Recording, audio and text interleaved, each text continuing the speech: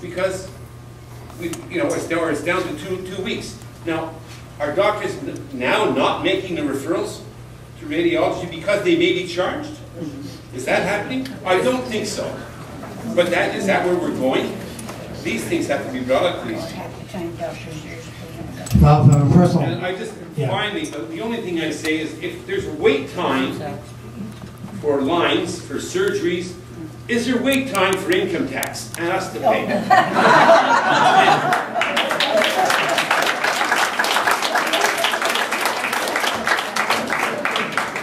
Well, there's no question. The government has a spending problem, and they have to address that.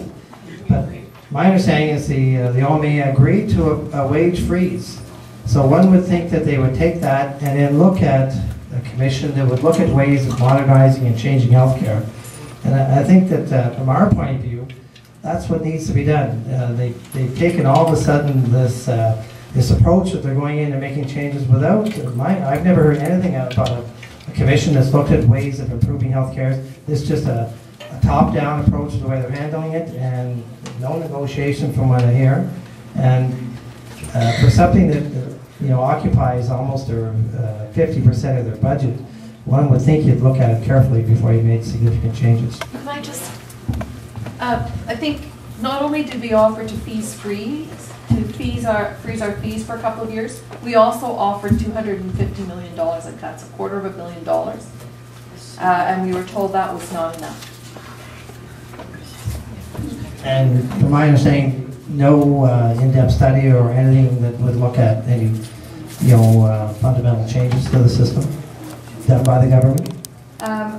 We were basically at the table. They tabled a number of cuts that they hope to make over the 4 years of a contract. Over the course of the 2 months that we sat at the table with them, we brought proposals and projects to the table that would have looked at a more efficient way of looking at the healthcare system. I mean, the family health organizations and family health teams that some of the family physicians have spoken about are a very good way of practicing primary care. They'll deliver spectacular healthcare, primary care to the population, and with the measures that the government is looking at in year 2, they would completely tear apart a system that they've spent 8 years building that offers well-proven, well-established, evidence-based, terrific primary care.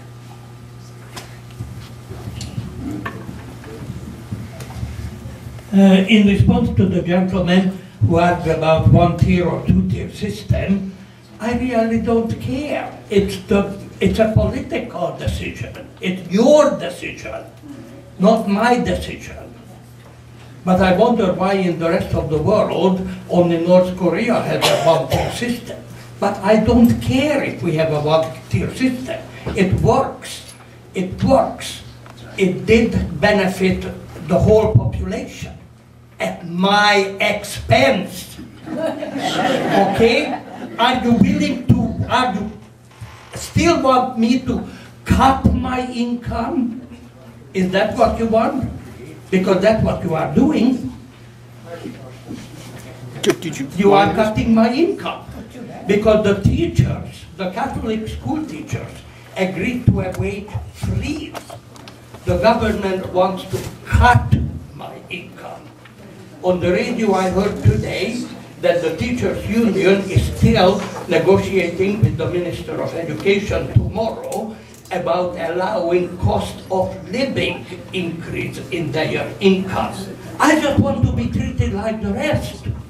I want to be treated like the person who works in the kitchen or the sweeping the floor, etc. Freeze my income, fine, but don't cut my income when we have to bear the brunt of the increase in cost of healthcare in Ontario because we have an increase in population and an increase in the aging population. Why should I carry the brunt of the expense alone? The 28,000 physicians who are supporting the 14,000 bureaucrats in the healthcare system. One bureaucrat for every 2 physicians.